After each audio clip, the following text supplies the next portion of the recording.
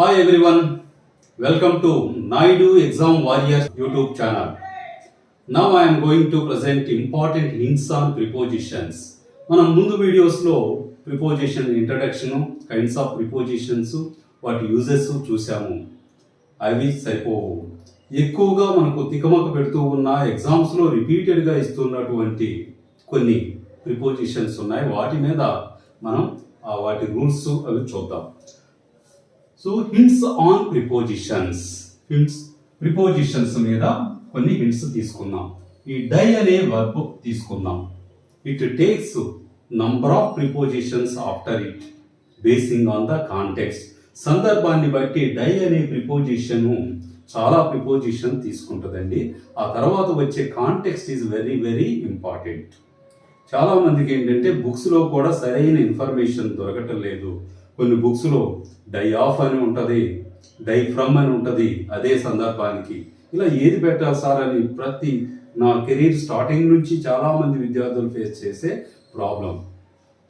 ఈ లిస్ట్ ఏంటంటే మీకు ఏ ఒక్క standard books Tata McGrath hills లాంటి అరిహంతో లేదా అరిహంత్ వచ్చేసరికి ఎక్కువగా తప్పులు ఉండే బుక్ అరిహంత్ పబ్లికేషన్స్ అండి. అఫ్ కోర్స్ అది ఒక అలాంటి ఎక్స్పర్ట్స్ సలహాలతో ఏమైనా డౌట్స్ ఉన్నప్పుడు క్లారిఫై చేసుకుని చేయాలి. అది వాటిని ఏంటంటే ఆథర్స్ తప్పు కాదు, ఆథర్స్ పర్ఫెక్ట్గా మెటీరియల్ తయారు చేసి ఇస్తారు. ప్రింటర్స్ డెవిల్స్ అంటారు, ముద్రరా రాక్షసం. మరి అటువంటి పెద్ద పెద్ద ఆథర్స్ దగ్గరికి వెళ్ళి కరెక్షన్స్ చేయండి అంటే మళ్ళీ వాళ్ళకి టైం ఉండదు, వాళ్ళ దగ్గరికి తీసుకెళ్లే సాహసం కూడా వీళ్ళు చేయరు. బుక్ రైట్స్ అయితే ఇచ్చేస్తారు, బుక్ మాస్టర్ కాపీ అయితే ఇచ్చేస్తారు. వీళ్ళు ప్రింట్ చేసేటప్పుడు ఏంటంటే వాటిని ప్రింటర్స్ డెవిల్స్ అంటారు, ఆథర్స్ తప్పు కాదండి. ఓకే, అది గుర్తుంచుకోండి. అలా కొన్ని ఏంటంటే మిస్గైడ్ అవుతూ ఉన్నాయి. చాలా సబ్ స్టాండర్డ్ బుక్స్లో వచ్చేసరికి తికమకగా ఇస్తున్నారు. కనుక ఏంటంటే నేను చాలా స్టాండర్డ్ బుక్స్ స్టడీ చేసి డిక్షనరీ ఆఫ్ గ్రామర్ అని ఒకటి ఉంటుంది. ఇలాంటి కన్ఫ్యూజన్ అన్నీ పోవడానికి గ్రామర్ కూడా ఒక డిక్షనరీ ఉంటుంది. చాలా మందికి తెలియదు. ఇంగ్లీష్ ప్రొఫెషనల్స్ ఇంగ్లీష్ టీచ్ చేసే వాళ్ళకి ఈవెన్ రన్నడ్ మార్టిన్ గ్రామర్ పుస్తకాలు, చిన్న చిన్న గ్రామర్ పుస్తకాలు ఏవో 4 ప్రిపేర్ అయిపోయి ఇంగ్లీష్ క్లాసులు చెప్తున్న వాళ్ళు కూడా ఉన్నారు, అప్కమింగ్ ఫ్యాకల్టీ. అఫ్ కోర్స్ అందుకోసం ఏంటంటే ఆ కన్ఫ్యూజన్ని నివృత్తి చేసుకోవటానికి ఇప్పుడు డై అనే ప్రిపోజిషన్, డై అనే వర్బ్ తర్వాత ఏ ప్రిపోజిషన్ వాడాలో చూద్దాం. Died of heart attack, AIDS, Covid or swine flu. అంటే ఏదైనా మెడికల్ ప్రాబ్లం వల్ల, అనారోగ్య ప్రాబ్లం వల్ల, సమస్యల వల్ల చనిపోతే ఆఫ్ రావాలి అనేది మనకు అర్థమవుతుంది. హార్ట్ అటాక్, ఎయిడ్స్ ఒక రోగము, కోవిడ్ అనేది ఒక వైరస్, స్వైన్ ఫ్లూ జ్వరం వైరస్. ఇలా అంటే మెడికల్ ప్రాబ్లమ్స్కి అన్నిటికీ మనకు ఆఫ్ రావాలనేది వెంటనే మీకు స్ట్రైక్ అవ్వాలి. Died in an accident, battle or reverse or a great cause. ఓ ప్రమాదంలో చనిపోయినా, బ్యాటిల్ యుద్ధంలో చనిపోయినా, రివర్స్ అంటే అల్లర్లు, మత కలహాలు కావచ్చు, లేకపోతే ఏమైనా ఘర్షణలు కావచ్చు, జరిగే దుమ్మిలు కావచ్చు, వాటిల్లో చనిపోయినా died in an accident, battle or reverse or a great cause. ఓ ఇక్కడ కూడా ఫర్ ఏ గ్రేట్ కాజ్ అని వాడుతూ ఉంటారండి. Mahatma Gandhi died for a great cause అని వాడుతూ ఉంటారు. ఇది ఒకటి ఎక్కువగా ఇస్తుంటాడు. Died in a great cause. Of course died for country, ఏదైనా దేశం కోసం చనిపోయినా, పీపుల్ జనం కోసం చనిపోయినా, లవ్ ప్రేమ కోసం చనిపోయినా died for country, died for people, died for love అని వాడాలి. కానీ గ్రేట్ కాజ్ కన్ఫ్యూజ్ చేస్తుంటాడు. డైడ్ ఫర్ గ్రేట్ కాజ్ అని వాడుతూ ఉంటాడు. కామన్ ఎర్రర్స్ లో ఇచ్చాడు, ఫిల్ అప్ ద బ్లాంక్స్ లో ఇచ్చాడు ప్రిపోజిషన్ పాయింట్ ఆఫ్ వ్యూలో. So care should be taken అండి. Died in a great cause. Died by an earthquake, tsunami or floods or himself or herself. అంటే భూకంపంలో మరణించిన, సునామీలో మరణించిన, ఫ్లడ్స్ వరదల్లో చనిపోయిన, అంటే ప్రకృతి వైపరీత్యాలకు, న్యాచురల్ కలామిటీస్కి మనం బై వాడాలనేది అర్థమవుతుంది. Or by himself. పొరపాటున ఏంటంటే ఈ మధ్య కానిస్టేబుల్ గారు గన్ క్లీన్ చేస్తూ చనిపోయారు, ఫైర్ అయ్యి, మిస్ఫైర్ అయ్యి గన్. అంటే ఆయనే అలా బై హిమ్సెల్ఫ్, తన చేతిలో తను అలా ప్రమాదవశాత్తు తనే కారకుడైతే by himself or by herself వాడతాం. Died on hunger or starvation. ఆకలితో చనిపోయిన, పస్తు నుండి, స్టార్వేషన్ అంటే తిండి లేక, హంగర్ అంటే ఏంటంటే నిరాహార దీక్షలు ఇవి చేస్తుంటారు కదా. Potti Sriramulu died for country or died on hunger strike, died on hunger. ఇక్కడ కూడా డైడ్ తర్వాత ఫ్రమ్ అనే ప్రిపోజిషన్ చాలా పుస్తకాల్లో, కాంపిటేటివ్ పుస్తకాల్లో, మ్యాగజైన్స్ లో చూశానండి. అది wrong. Died on hunger. From ఎప్పుడు వాడాలి అంటే డైడ్ ఫ్రమ్ వూండ్స్, గాయాల వల్ల చనిపోయిన. డైడ్ ఫ్రమ్ హ్యూమిలియేషన్, అవమానంతో చనిపోయిన. డైడ్ ఫ్రమ్ ఓవర్ వర్క్ తో చనిపోయిన. Died from dirty water or polluted water, కలుషిత నీరుతో చనిపోయిన, నీరు తాగి చనిపోయిన. సో ఎక్కువ పని ఒత్తిడి వల్ల చనిపోయిన. డైడ్ ఫ్రమ్ వూండ్స్, గాయాలు. ఇప్పుడు యాక్సిడెంట్ గురి అవుతాడు, వెంటనే చనిపోయాడు కదా, గాయాలు అయ్యి ఎప్పటికో చనిపోయాడు. Died from wounds or humiliation, అవమానంతో చనిపోయిన. Died at 25 or early age or old age, ఒక పర్టికులర్ 25 ఏళ్ళలో చనిపోయాడండి, చిన్న వయసులో చనిపోయాడండి, వృద్ధాప్యంలో చనిపోయాడు అంటుంటాం కదా, అలాంటి సందర్భంలోనూ ఎట్ వాడాలి. Died at 25, died at 30, died at 16, died at early age, died at old age. Died through negligence, ఇది ఒకసారి ఇచ్చాడండి. కొంతమంది నిర్లక్ష్యం వల్ల ఆరోగ్యం పట్టించుకోరు, ఆరోగ్యం క్షీణిస్తున్నా పట్టించుకోరు ఆయన. సో డైడ్ త్రూ నెగ్లిజెన్స్, నిర్లక్ష్యం వల్ల చనిపోయాడు. Died after shock, not died with, ఆయన ప్రమాదంతో, గుండెపోటుతో మరణించాడు. విత్ పెట్టేస్తుంటారు, ఆయన షాక్తో చనిపోయాడు. విత్ కదా, తో కదా, విత్ పెట్టేస్తూ ఉంటాం. దట్ ఈస్ రాంగ్ అండి.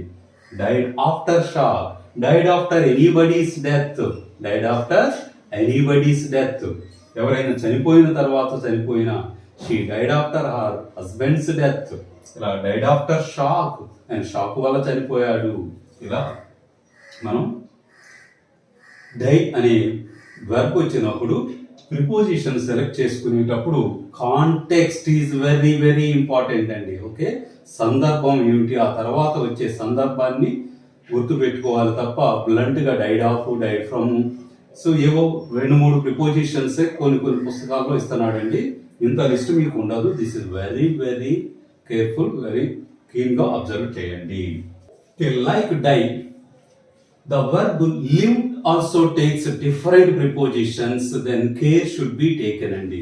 మనకు డై తర్వాత ఎక్కువ ప్రిపోజిషన్ తీసుకునే మరో క్రియ ఏమిటంటే ఇంగ్లీష్లో లివ్ అనే వర్బ్. ఇది కూడా ఏంటంటే కాంటెక్స్ట్, టోటల్ కాంటెక్స్ట్ గుర్తుపెట్టుకోవాలండి.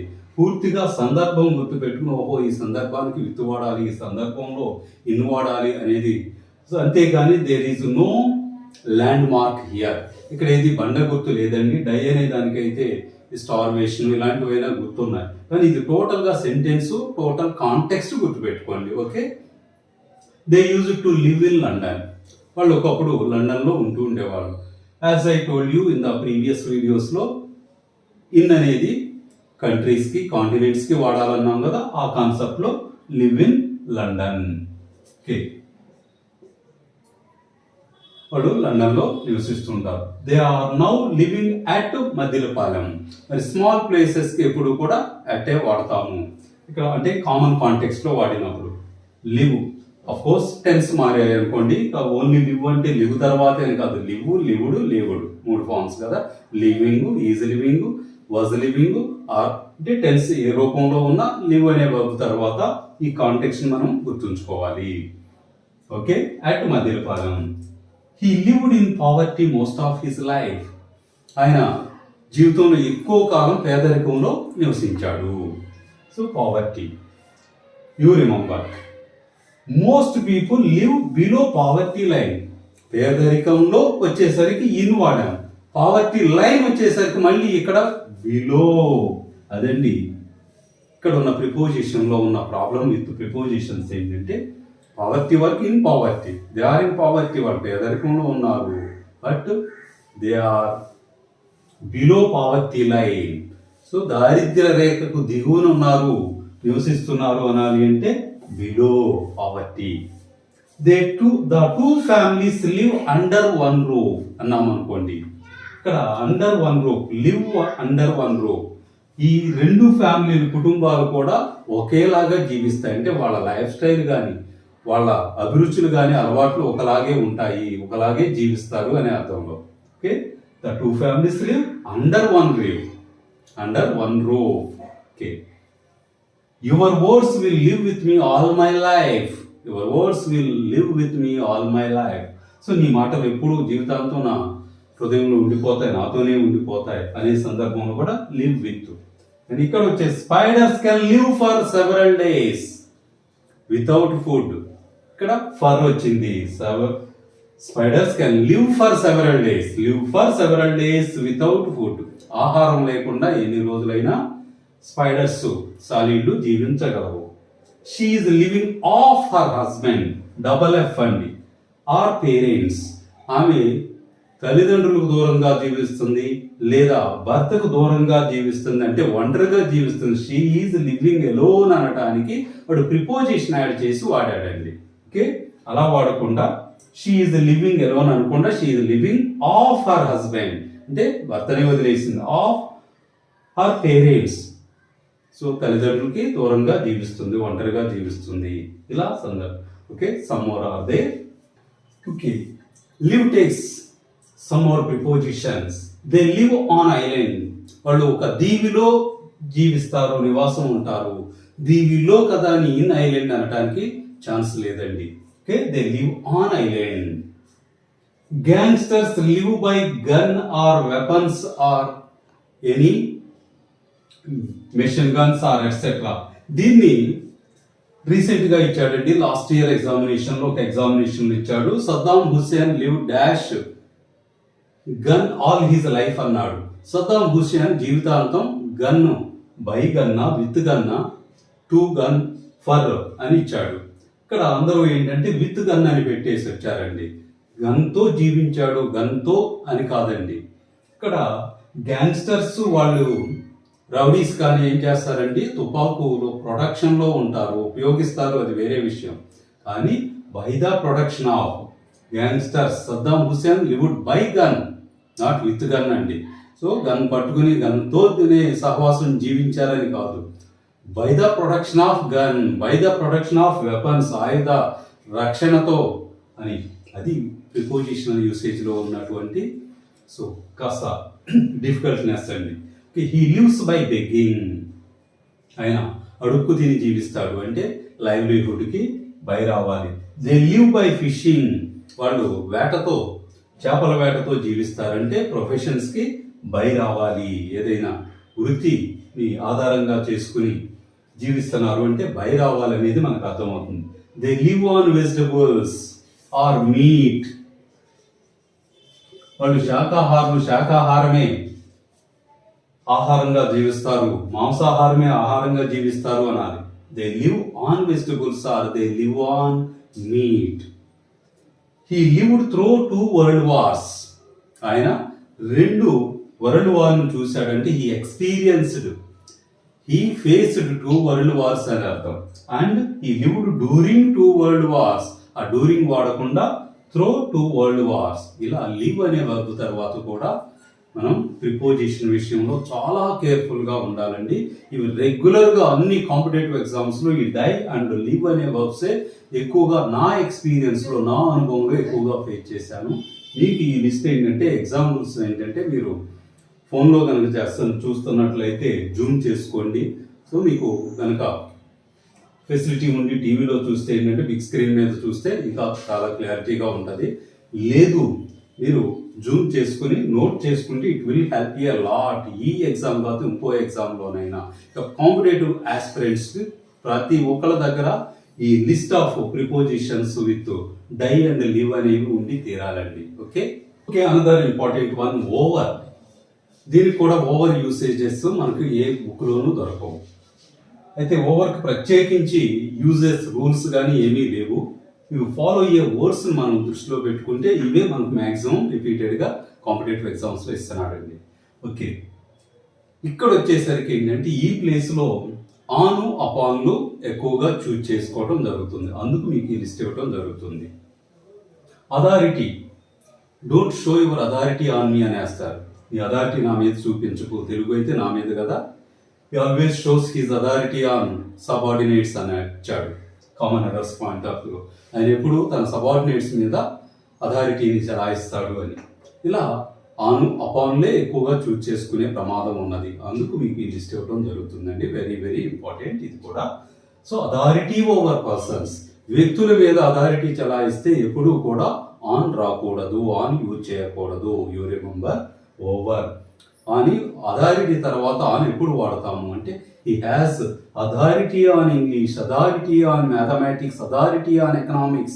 ఏదైనా సబ్జెక్ట్ మీద ఒక వ్యక్తికి అథారిటీ ఉన్నప్పుడు మాత్రమే అథారిటీ ఆన్ వస్తుందండి. ఇక rest of the occasions over రావాలి. You remember command over, command on, don't show your command on me అని వాడుతూ ఉంటారు. Command over, control over, he has control over everybody. ఆయన ప్రతి ఒక్కరి మీద కంట్రోల్ ఉన్నది, అంతేగాని కంట్రోల్ ఆన్ ఎవ్రీబడి అనుకోండి. Don't show your influence on me అని వేస్తాడు. So don't show your influence on me or upon me వాడుతూ ఉంటారు. రెండు వాడకూడదు. Don't show your influence over me. Power over, he always shows his power over somebody or etc. Okay, victory over passions. He got, Gautam Buddha got victory over passions. Of course victory అటు victory ఇన్ను చాలా వస్తాయండి. Passions, కోరికలు జయిస్తే, so వ్యామోహాన్ని జయిస్తే victory over passions. ఈ ఒక్క సందర్భంలో ఓవర్ వస్తుంది. Spread over, turn over and ponder over అంటే, పాండర్ అంటే థింక్ ఓవర్ అండి. సో ఓవర్గా థింక్ చేయటం, అతిగా ఆలోచించటం, ఎక్కువగా ponder over. Preside over and grief over, దుఃఖించటం దేని కొరకైనా. ఇవి ఈ సందర్భాలు గుర్తుపెట్టుకుంటే మనకు ఈ వర్డ్స్ గుర్తుపెట్టుకుంటే preside, grief, ponder, influence, control ఇవి గుర్తుపెట్టుకుంటే మనకు ఓవర్ గుర్తొచ్చేయాలండి. అది ఓవర్కి ఇక సపరేట్గా ఏమి ప్రిపోజిషన్ యూసేజ్ మీరు నేర్చుకోవాల్సిన అవసరం లేదు. మ్యాక్సిమం వీటి మీదే ఎక్కువగా ఇస్తున్నాడు. ఓకే, మనకు రీసెంట్గా ఎస్ఎస్సి +2 లెవెల్లో ఇచ్చిన ఎగ్జాంపుల్స్ అండి. They are in holiday trip now. వాళ్ళు ఇప్పుడు హాలిడే ట్రిప్లో ఉన్నారు. The ship is in its maiden voyage to London. ఆ షిప్ తన తొలి యానాన్ని, సో లండన్కు వాయేజ్ అంటే ఏంటంటే నౌకాయానం, సో సముద్ర ప్రయాణాన్ని వాయేజ్ అంటారు. అది ఇప్పుడు లండన్ వాయేజ్లో ఉన్నది అని ఇచ్చాడు. లో కదా, వాళ్ళు ఇప్పుడు ట్రిప్లో ఉన్నారు. నేను జర్నీలో ఉన్నాను, తర్వాత ఫోన్ చేస్తాను అంటుంటాం. I'm in journey, I shall call you later. ఇలా స్పోకెన్ లాంగ్వేజ్లో ఏంటంటే వాడుతూ ఉంటామండి. The nouns trip, tour, journey, voyage and way always followed takes the preposition on అండి. వీటికి ఏంటంటే మనం ఎప్పుడు ఆన్ వాడాలి కానీ ఇన్ వాడకూడదు. They are in holiday trip now is the wrong one. మన కామన్ ఎర్రర్స్లో ఇచ్చాడు, ఈ పార్ట్లో ఎర్రర్ లొకేట్ చేస్తాం. అదే ఫిల్ అప్ ద బ్లాంక్ ఇస్తే అక్కడ మనం ఇన్ చూజ్ చేసుకోకూడదు, ఆన్ చూజ్ చేసుకోవాలి. They are on holiday, I am on journey, not in journey. We are on journey, I am on the way. నేను మార్గ మధ్యంలో ఉన్నాను అంటే ఇన్ ద వే అనకూడదు. So the ship is on its maiden voyage, on its maiden voyage. ఇవి రెండు రీసెంట్గా ఇచ్చిన ఇదండి. Okay, trip, tour, journey, voyage and way. వీటి ముందు ఎప్పుడు కూడా ఈ నౌన్స్ ముందు ఆన్ అనే ప్రిపోజిషన్ వాడాలి కానీ no other preposition is allowed. ఏ ప్రిపోజిషన్కి తావు లేదు. ఇక at is the only preposition used before breakfast, lunch, dinner, supper and tea. వీటి ముందు ఎప్పుడు కూడా మనం అట్ ఉపయోగించాలండి. ఫర్ ఎగ్జాంపుల్ రీసెంట్గా బ్యాంక్ క్లర్క్స్ ఎగ్జామినేషన్లో ఐబిపిఎస్ క్లర్క్స్ ఎగ్జామ్లో ఇచ్చిన ఇది. They were not appeared in dinner last night. They were not appeared in dinner last night. వాళ్ళు డిన్నర్లో రాత్రి కనిపించలేదండి. వాళ్ళు లంచ్లో, నేను లంచ్ చేసినప్పుడు వాళ్ళు కనిపించలేదండి అంటాం. So they were not found in lunch, they were not found in breakfast, ఇలా వాడుతూ ఉంటాం. So at is the only preposition used before breakfast, lunch, dinner, supper. So lunch మధ్యాహ్న భోజనం, డిన్నర్ అంటే ఏంటంటే విందు భోజనం అండి. రాత్రి భోజనం అని కాదు. సప్పర్ అంటే రాత్రి భోజనం టీకి. జనరల్గా ఏంటంటే టీ ముందు ఎప్పుడు ఫర్ టీ వాడేస్తుంటాం. So they were not appeared at dinner, they are at breakfast now. వాళ్ళు బ్రేక్ఫాస్ట్ లో ఉన్నారని అంటే దే ఆర్ ఇన్ బ్రేక్ఫాస్ట్ అనకూడదు, they are at breakfast. I shall join with you at tea. నీకు టీకి మీతో జాయిన్ అవుతాను, not for tea. In communication spoken ఇంగ్లీష్లో ఏంటంటే మ్యాక్సిమం ఫర్ టీ అని వాడేస్తూ ఉంటాము. మరి స్పోకెన్ ఇంగ్లీష్ అందుకే బ్రోకెన్ ఇంగ్లీష్ అంటారు.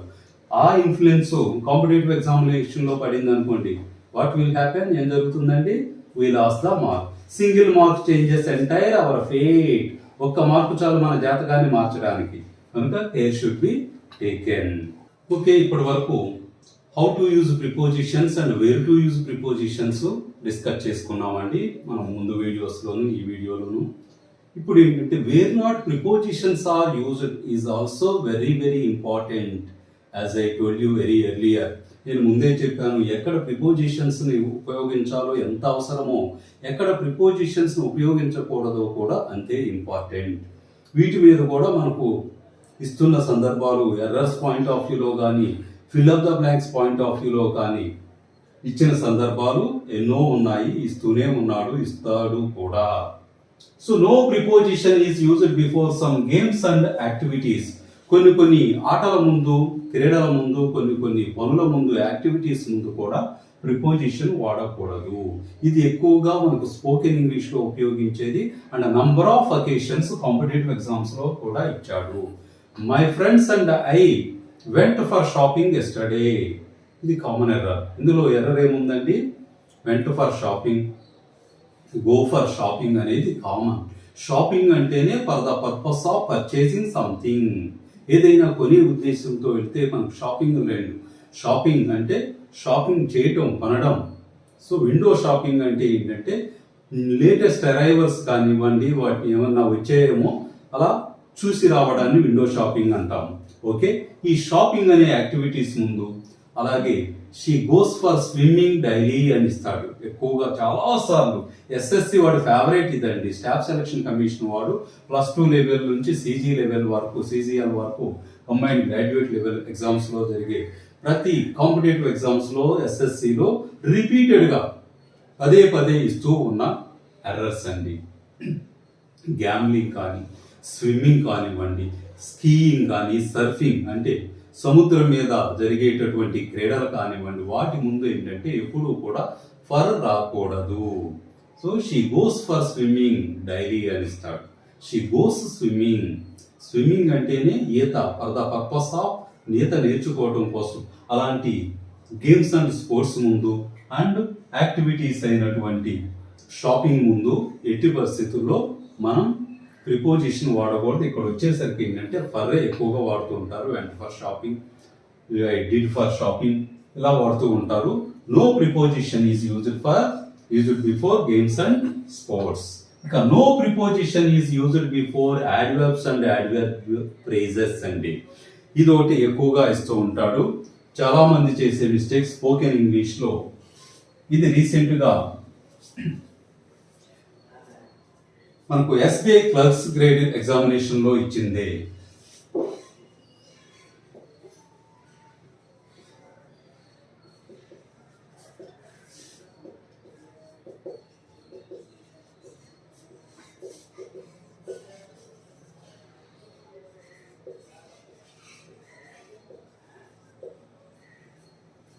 They had left the city with bag and baggage. వాళ్ళు మోటాముళ్ళతో సిటీని వదిలేసి వెళ్ళిపోయారు. ఇది so they had left the city with bag and baggage. అందరూ చాలా మంది ఏంటంటే ఇది ఎర్రర్ పాయింట్ ఆఫ్ వ్యూలో ఇచ్చాడు. ఇక్కడ దే హ్యాడ్ లెఫ్ట్, ఎప్పుడు వెళ్ళారో తెలియలేదు. టైమ్లెస్ యాక్షన్స్ జనరల్గా ఏంటంటే ప్రెసెంట్ పర్ఫెక్ట్లో ఉంటాయి. They have left the city, వాళ్ళు ఎప్పుడో వెళ్ళిపోయారు, ఖాళీ చేసి వెళ్ళిపోయారు. లేదా పాస్ట్ టెన్స్లో ఉండాలేమో అని అనుకుని లీవ్ లెఫ్ట్ వెరీ బిగినింగ్ లో ఎర్రర్ పెట్టారండి. హ్యాడ్ లెఫ్ట్ కరెక్టే, పాస్ట్ పర్ఫెక్ట్ వాడొచ్చు. ఓన్లీ థింగ్ ఏంటంటే అందరూ కూడా మోటాములెత్తో కదా అని యాడ్వర్బ్స్ ముందు యాడ్వర్బియల్ ముందు, యాడ్వర్బ్ ప్రేజెస్ ముందు. యాడ్వర్బియల్స్ అంటే ఫ్రేజ్ తో కూడినటువంటి, యాడ్వర్బ్ అంటే పిన్ పాయింట్ గా ఉండే రెగ్యులర్లీ, అకేషనల్లీ ఇలా వచ్చే సింగిల్ వర్డ్ ని యాడ్వర్బ్స్ అంటారండి. కాంబినేషన్ తో, ప్రిపోజిషన్ తో కంబైన్ అయ్యి, నౌన్స్ తో కంబైన్ వచ్చే వాటిని యాడ్వర్బ్ ప్రేజెస్ అంటారు. యాడ్వర్బియల్స్ అంటే ఏంటంటే ఇలా ప్రేజెస్ తో ఉండేటటువంటి వాటిని. ఎనీహౌ వీటి ముందు ఏంటంటే ప్రిపోజిషన్ అనేది ఉండకూడదు. చాలా పుస్తకాల్లో, చాలా స్టాండర్డ్ బుక్స్ లో కూడా ఈ యూస్ చూడలేదండి. ఎక్కువగా ఎస్ఎస్సి వాడి ఫేవరెట్ ఇదన్నమాట. స్టాఫ్ సెలక్షన్ కమిషన్ ఎగ్జామ్స్ లో చాలా సార్లు నంబర్ ఆఫ్ అకేషన్స్ ఇచ్చారు. That is another thing. Adverb తీసుకుందాం.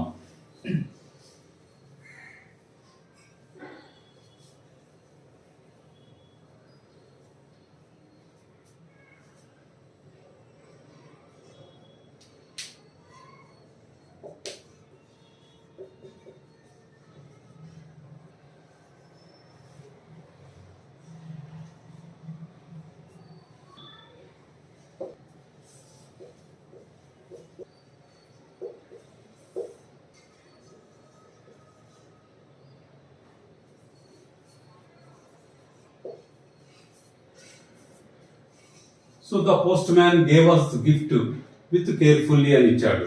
సో ఇక్కడ కూడా విత్ రాకూడదండి. సో కేర్ఫుల్ గా అంటే కేర్ఫుల్లీ అంటేనే సో చాలా బాధ్యతతో. ఇక్కడ యాడ్వర్బ్. ఇలా యాడ్వర్బ్స్ ముందు ఎప్పుడు కూడా ప్రిపోజిషన్ ఉపయోగించకూడదు. You remember, prepositions are used before nouns and equivalents. Nouns pronouns ముందు. No preposition is used before adverbs and adverb phrases. అది బాగా మీరు గుర్తుంచుకోండి. ఇక థర్డ్ వన్ వచ్చేసరికి no preposition is used after some verbs. Order and enter అండి.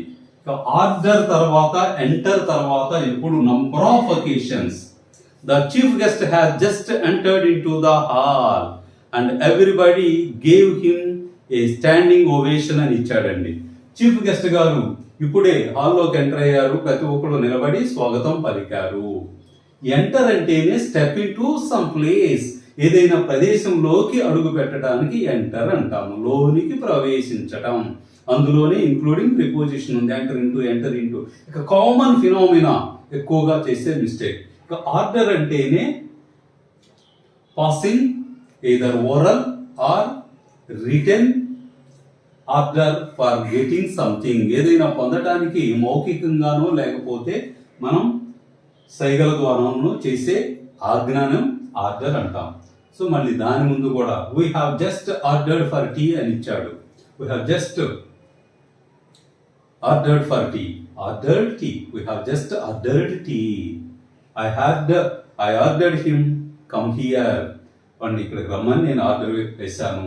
Order for tea, order to come here ఇలా వాడకూడదు. No preposition is used before order and enter అండి. ఎంటర్ తర్వాత అండ్ ఎక్కువగా ఎంటర్ తర్వాత ఇంటూ వాడేస్తుంటారు. Order తర్వాత ఫర్ వాడుతూ ఉంటారు. Both are wrong. ఆ రెండు వర్బ్స్ తర్వాత ఎట్టి పరిస్థితుల్లో ప్రిపోజిషన్ ఉండదు. ఇక most of the verbs in English don't take prepositions. వాటిల్లో ముఖ్యమైనవి మనకు రిపీటెడ్గా ఇస్తానవి ఇక్కడ మెన్షన్ చేశానండి. దాదాపు 54 వర్బ్స్ ఉన్నాయి. Restricted verbs from prepositions. Prepositions ని తీసుకునేటువంటి క్రియలు 54 స్టాండర్డ్ వర్బ్స్ ఉన్నాయి. వాటిల్లో మన కాంపిటేటివ్ ఎగ్జామ్స్ లో that clerical grade point of వ్యూలో ఇస్తున్నటువంటి వాటిని మీకు రిపీటెడ్ ఇస్తున్న వాటిని ఇక్కడ మెన్షన్ చేశాను. ఎక్విట్ అంటేనే వైదొలగటము. ఎక్విట్ ఫ్రమ్ వాడుతూ ఉంటారు. ఎక్విట్ ఫ్రమ్ వాడకూడదు. అకంపెనీ అంటే తో కలిసి వెళ్ళటం. Accompanied with my sister to the examination hall. Accompanied with my friend to stadium. Or ఇది అకంపెనీ అనేది నంబర్ ఆఫ్ అకేషన్స్ అండి. Numerous occasions. ఎన్ని సందర్భాల్లో ఇచ్చాడో లెక్కే లేనన్ని సార్లు ఇచ్చాడండి. Accompany with వాడకూడదండి. అకంపెనీ అంటేనే తో కలిసి వెళ్ళటం. Accompanied my friend, accompanied my sister అన్నారు కానీ అకంపెనీడ్ విత్ మై సిస్టర్ వాడకూడదు. ఆన్సర్ తర్వాత కూడా ఈ ఆన్సర్ టు మీ, ఈ ఆన్సర్ టు మై క్వశ్చన్ వాడుతూ ఉంటారు. ఈ ఆన్సర్డ్ మీ, సమాధానం చెప్పాడు. ఈ ఆస్క్డ్ మీ అన్నారు కానీ he asked to me. No preposition is used after these verbs. Come back. ఇదొకటి చాలా సార్లు ఇచ్చాడండి. She has been combating with chronic diseases for a long time అని ఇచ్చాడండి. She has been combating with chronic disease for a long time. Combat అంటేనే దేనితోనైనా ఒక వ్యాధితో ఫైట్ చేయటం, పోరాడటాన్ని కంబాట్ వాడతారండి. కంబాట్ తర్వాత with common phenomena in communication spoken English లో that should be avoided in competitive English లో మనం దాన్ని అవాయిడ్ చేయాలి. Okay, combat, she is combating cancer, combating with cancer is wrong. మనం ఏంటంటే ఏదో లోపించినట్టు అనిపిస్తుంది వీటి తర్వాత ప్రిపోజిషన్ పెట్టకపోతే. ఎందుకంటే మనం అలా అలవాటు పడ్డారు, కమ్యూనికేషన్ ఏంటంటే మనం అలా అలవాటు పడ్డాం కాబట్టి తీసేస్తే ఏదో లోపించింది, అక్కడ ప్రిపోజిషన్ ఉండి తీరాలి కదా అనుకుంటారు. That is wrong. Okay, recommend అంటేనే దేనికోసమైనా ఎవరికైనా రికమెండ్ చేయటం. He recommended my name to the officer or etcetera వాడుతూ ఉంటారు, వాడకూడదు. He recommended my name. So probe అంటేనే లోతుగా పరిశీలించడం. He probed the case, not probed తర్వాత ఇంటూ వాడుతూ ఉంటారు, వాడకూడదు. ప్రోబ్. డిస్క్రైబ్ అంటేనే వర్ణించటం. The chief guest is going to describe about the nature of the beauty అని ఇచ్చాడు, బ్యూటీ ఆఫ్ ద నేచర్ అని ఇచ్చాడండి. ఓకే, ఒక 2 years బ్యాక్ జరిగిన, బిఫోర్ కరోనాకు ముందు జరిగినటువంటి ఎస్ఎస్సి ఎగ్జామ్లో the chief guest is going to describe about the beauty of nature. ప్రకృతి యొక్క సౌందర్యాన్ని మన చీఫ్ గెస్ట్ గారు వర్ణించబోతున్నారు. డిస్క్రైబ్ అంటేనే narrating about somebody or something, దేని గురించి అయినా చేసేటటువంటి వర్ణన. సో డిస్క్రైబ్ తర్వాత about common phenomena in spoken English, common గా వాడుతూ ఉంటారు, అది వాడకూడదండి, అవాయిడ్ చేయాలి. Demand for money, demand for వాడుతూ ఉంటారు. డిమాండ్ అంటే దేనికోసమైనా చేసే ఒక పోరాటం కావచ్చు, హక్కు కావచ్చు, డిమాండ్ ఏమంటాము.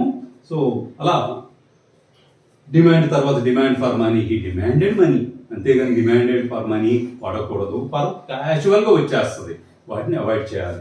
Resign, he resign from the job. Resign అంటేనే ఈ దేని నుండి అయినా మనం వైదొలగటం. ఎక్విట్ అంటేనే దేని నుండి అయినా వైదొలగటం. ఎక్విట్ ఫ్రమ్, రిజైన్ ఫ్రమ్, ఇలా ఇస్తూ ఉంటాడు. ఇలా నో ప్రిపోజిషన్ అంశాలు కూడా ఈ 4 items కూడా చాలా గుర్తు పెట్టుకోవాలండి. మనకు number of occasions, as far as my experience is concern, నా ఎక్స్పీరియన్స్ లో నంబర్ ఆఫ్ అకేషన్స్ వీటిని ఇచ్చున్నాడు. ఇదండి. So these are the of course a brief picture about, a nutshell picture about preposition, not everything అని చెప్పనండి. Prepositional usage very very ocean. Preposition ని మదనం చేయటం అనేది, ప్రిపోజిషన్స్ ని సో మాస్టరీ చేయటం అనేది ఓవర్ నైట్ అయ్యే పని కాదు. ఈవెన్ ఎక్స్పర్ట్స్ సైతమే, ఇంగ్లీష్ ఎక్స్పర్ట్స్ సైతమే, గ్రామారియన్స్ సైతమే ప్రిపోజిషన్లో తడబాటు చేయటం, తప్పులు చేయటం జరుగుతూ ఉంటుంది. కాబట్టి ఏంటంటే మీకు మనకు కాంపిటేటివ్ ఎగ్జామినేషన్లో ఎస్పెషల్లీ ఈ రీసెంట్ ట్రెండ్ని దృష్టిలో పెట్టుకుని మన స్టేట్ లెవెల్లో జరిగేటటువంటి కాంపిటేటివ్ ఎగ్జామ్స్లో ఏవైతే ఎక్కువగా ఇస్తున్నాడో వాటిని మీకు ఫోకస్ చేసి మీకు ముందుంచడం ఈ వీడియోలు చేయడం జరిగిందండి. వీటిని మీరు ఫాలో అయితే మ్యాక్సిమం ఏంటంటే చాలా వరకు ప్రిపోజిషన్లో సక్సీడ్ అవుతారు అనడంలో ఎలాంటి అతిశయోక్తి లేదండి. Okay, wish you good luck.